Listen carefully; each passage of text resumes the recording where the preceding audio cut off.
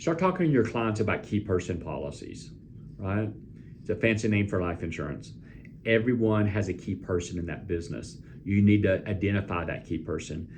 Hey, Mr. or Mrs. Business Owner, do you have someone that works for you that if they passed away, Lord forbid, it would cost you production, money?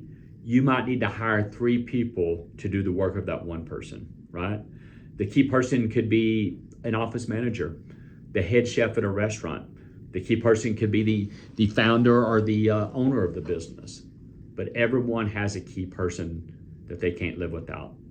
So after you identify the key person, then you need to say, so I'm assuming you have a key person policy on them, right?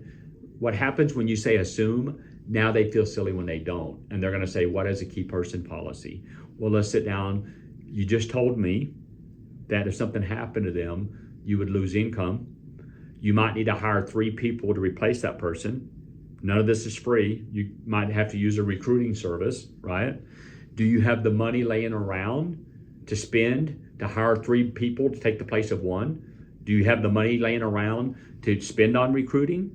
Do you have the money laying around to replace that income and production that you may lose till you figure it out?